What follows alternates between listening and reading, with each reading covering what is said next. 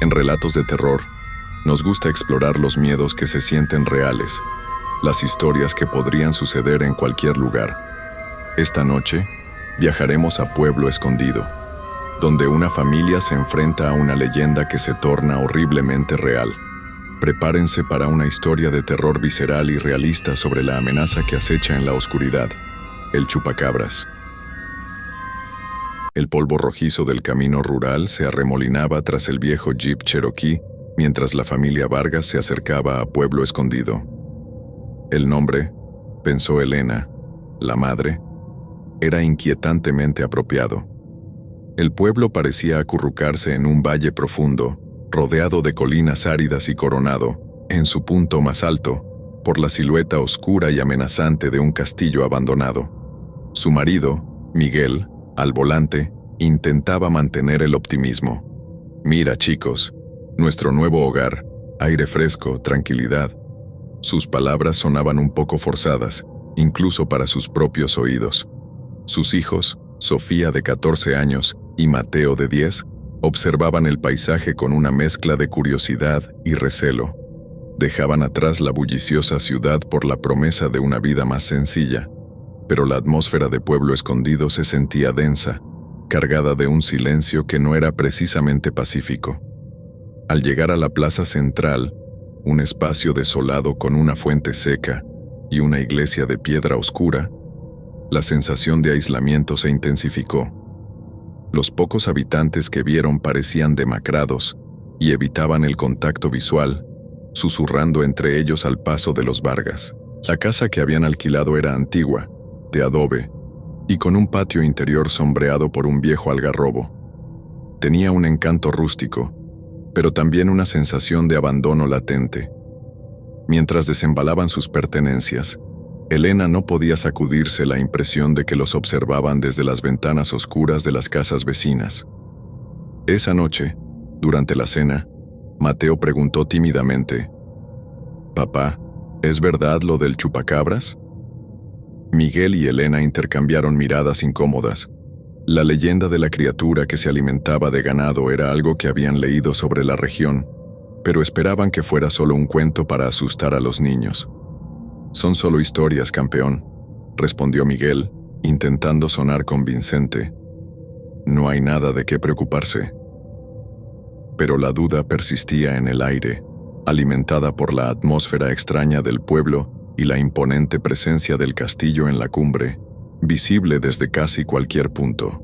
Los primeros días transcurrieron con una tensa normalidad. Los Vargas intentaban adaptarse a su nuevo entorno, explorando el pueblo y sus alrededores. El castillo abandonado en la cima de la colina ejercía una extraña fascinación en Sofía, que pasaba horas observándolo con sus prismáticos. Los lugareños, sin embargo, evitaban hablar de él, desviando la mirada con supersticioso temor si se mencionaba su nombre. Pronto comenzaron a circular rumores entre los pocos vecinos con los que los Vargas tenían contacto. Hablaban de la muerte repentina de algunas cabras en las afueras del pueblo, animales encontrados desangrados y con extrañas incisiones en el cuello. La vieja doña Carmen, la vecina más anciana, murmuró sobre señales y la necesidad de protegerse antes de que sea tarde. Elena, una enfermera pragmática, intentaba encontrar explicaciones racionales: depredadores, enfermedades. Pero la inquietud en los ojos de la gente era palpable. Incluso Miguel, un ingeniero escéptico, comenzaba a sentirse incómodo con la atmósfera opresiva del pueblo. Una noche, un aullido extraño y agudo rompió el silencio. No era el ladrido de un perro, ni el ulular de un búho.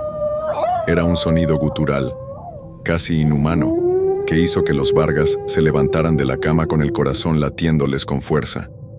Mateo se metió bajo las sábanas temblando. «¿Qué fue eso?», preguntó Sofía con los ojos muy abiertos. Miguel se asomó a la ventana, escrutando la oscuridad. No vio nada, pero la sensación de una presencia invisible acechando en la noche era innegable. Los ataques a los animales se hicieron más frecuentes y cercanos al pueblo. Gallinas, conejos, incluso un perro pequeño fueron encontrados muertos en las mañanas, con las mismas heridas características, desangrados y con pequeñas perforaciones. El miedo comenzó a extenderse entre los habitantes de Pueblo Escondido. Algunos cerraban sus puertas al anochecer y encendían velas benditas. Los Vargas intentaban mantener la calma, pero la evidencia era perturbadora.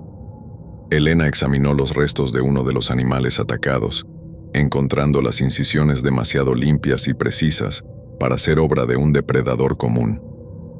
No había rastros obvios de pisadas alrededor de los cuerpos, como si la criatura hubiera llegado y desaparecido volando o saltando con una agilidad sorprendente. Sofía, impulsada por su curiosidad adolescente, comenzó a investigar por su cuenta.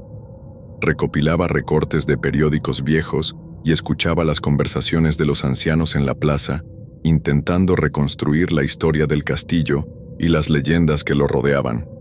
Descubrió relatos centenarios sobre una criatura maligna que habitaba en las alturas, un ser sediento de sangre que aterrorizaba la región en épocas de sequía y hambruna. Mateo, influenciado por las historias y los murmullos de los adultos, comenzó a tener pesadillas. Soñaba con sombras que se movían en la oscuridad y ojos brillantes que lo observaban desde la ventana. La tensión en el pueblo era palpable. Algunos habitantes hablaban abiertamente del chupacabras, recordando viejas historias de ataques a personas en el pasado, aunque siempre envueltas en un aura de superstición y negación oficial. El miedo comenzaba a erosionar la vida cotidiana. La gente evitaba salir de noche y el silencio se cernía sobre Pueblo Escondido al caer el sol. Los Vargas presenciaron una reunión improvisada en la plaza, donde los más ancianos compartían relatos escalofriantes transmitidos de generación en generación. Hablaban de una criatura con alas membranosas, ojos rojos incandescentes y una sed insaciable de sangre. Algunos afirmaban que el castillo abandonado había sido su guarida durante siglos. Miguel, aunque intentaba mantener una postura escéptica, no podía ignorar la creciente histeria colectiva y la perturbadora evidencia de los ataques. Comenzó a tomar precauciones, revisando las cerraduras de la casa y asegurándose de que los niños no salieran solos al anochecer. Elena, impulsada por su instinto protector, investigó en la biblioteca municipal, encontrando antiguos textos que mencionaban una criatura similar en el folclore de la región, a menudo asociada con periodos de desgracia y misteriosas muertes de ganado. Los relatos eran vagos y contradictorios, pero la persistencia de la leyenda a lo largo del tiempo era inquietante. Una noche, los Vargas fueron despertados por los gritos desesperados de su vecina, doña Carmen. Miguel salió corriendo de la casa, seguido de Elena, encontrando a la anciana en su patio, temblando y señalando hacia su corral. Una de sus cabras yacía muerta, desangrada, con las ya familiares incisiones en el cuello. Pero esta vez había algo más, huellas extrañas en la tierra blanda, una especie de marca trilobulada que no correspondía a ningún animal conocido. El miedo se convirtió en pánico. Los habitantes exigieron una respuesta de las autoridades locales, que se mostraron ineptas y escépticas, atribuyendo los ataques a depredadores comunes. La frustración y el temor llevaron a algunos a armarse con escopetas y machetes, organizando patrullas nocturnas improvisadas. Sofía, cada vez más convencida de la veracidad de la leyenda, decidió subir al castillo por su cuenta. A pesar de las súplicas de sus padres, se escabulló una mañana temprano, impulsada por una mezcla de curiosidad y la necesidad de encontrar respuestas. La ascensión al castillo fue ardua y peligrosa. El sendero empinado estaba cubierto de maleza y rocas sueltas. El castillo en sí era una ruina imponente, con muros desmoronados, torres derruidas y ventanas oscuras que parecían observar el valle con malevolencia. Sofía exploró las ruinas con cautela, sintiendo la opresión del lugar y la sensación de no estar sola. Encontró restos de antiguos aposentos, muebles destrozados y polvo acumulado durante décadas. En una de las torres, descubrió una serie de extraños grabados en las paredes, símbolos que no reconocía y que parecían representar una criatura alada con ojos penetrantes. De repente, un olor fétido y almizclado la golpeó, haciéndola detenerse en seco. Un aleteo suave resonó en la distancia, seguido de un sonido gutural bajo y amenazante. El miedo la paralizó. Con el corazón latiéndole salvajemente, Sofía se escondió detrás de una pared derruida. El aleteo se acercó, y una sombra oscura cruzó una de las ventanas rotas. Unos instantes después, una criatura aterrizó torpemente en el patio interior del castillo. No era como las descripciones folclóricas exactas, pero era innegablemente aterradora. De complexión delgada y huesuda, con una piel coriácea de color oscuro, poseía alas membranosas plegadas a su espalda y unos ojos rojos brillantes que escrutaban el entorno. Su hocico alargado mostraba dientes afilados y garras curvas y afiladas en sus extremidades. La criatura olfateó el aire, moviéndose con una agilidad sorprendente a pesar de su apariencia desgarbada. Sofía contuvo la respiración, rezando para no ser descubierta. Observó con horror cómo la criatura se acercaba a los restos de un animal muerto, probablemente un conejo, y comenzaba a desgarrarlo con avidez. Mientras Sofía permanecía oculta, aterrorizada, la criatura terminó de alimentarse y alzó la cabeza, sus ojos rojos brillando en la penumbra del castillo. Pareció percibir algo, quizás un olor o un sonido, y giró su cabeza directamente hacia el escondite de la joven. Un escalofrío recorrió la espalda de Sofía. La criatura emitió un siseo agudo y se lanzó hacia ella con una velocidad sorprendente. La joven gritó y salió corriendo de su escondite, tratando de escapar de las ruinas del castillo. La persecución fue desesperada. Sofía corría por los pasillos desmoronados y los patios cubiertos de maleza, con la criatura pisándole los talones, sus afiladas garras arañando las piedras. La agilidad y la fuerza de la criatura eran mucho mayores de lo que había imaginado. Mientras tanto, los Vargas, al darse cuenta de la ausencia de Sofía, entraron en pánico. Miguel recordó la obsesión de su hija con el castillo y salió corriendo hacia la colina, seguido por una Elena angustiada. La encontraron justo cuando la criatura la había acorralado en una de las torres derruidas. Miguel, armado con una pesada herramienta de trabajo que había agarrado en su prisa, se lanzó contra la criatura, golpeándola con todas sus fuerzas. La criatura emitió un chillido de dolor y rabia, soltando a Sofía y volviéndose hacia Miguel. Elena ayudó a su hija a levantarse, ambas temblando de miedo. La confrontación fue brutal y desigual.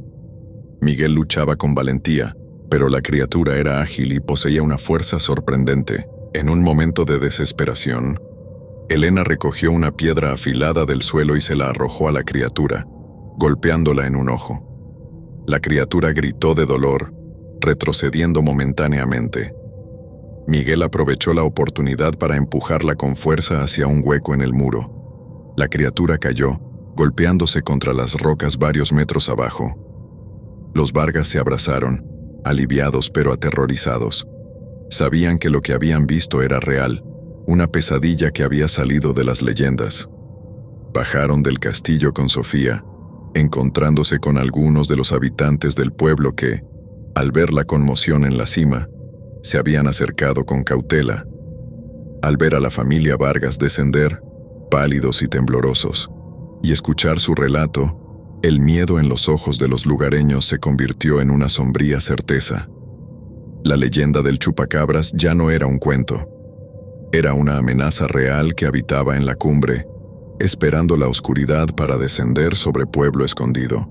Y los Vargas, sin quererlo, se habían convertido en testigos de su aterradora existencia. Y con este escalofriante relato, queridos espectadores, llegamos al final de nuestra visita a Pueblo Escondido y su terrorífica leyenda.